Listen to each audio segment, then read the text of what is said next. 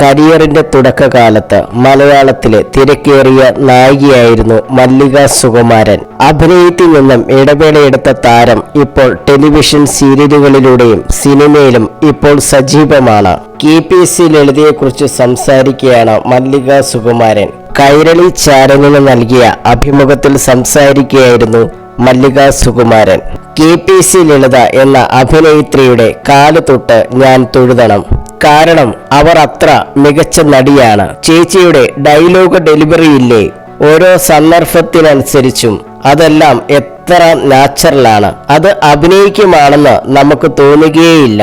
സ്ക്രിപ്റ്റിൽ എഴുതിയിരിക്കുന്നത് അപ്പുറവും ഇപ്പുറവും മാറാതെ പറയണമെന്നും ഒരു സംവിധായകനും പറയുകയില്ല. പക്ഷെ ആ കണ്ടന്റിന്റെ അർത്ഥം മാറാത്ത രീതിയിൽ ഭംഗിയായി പറയാൻ കഴിയണം. അതിന് എല്ലാ സംവിധായകരും സമ്മതിക്കും.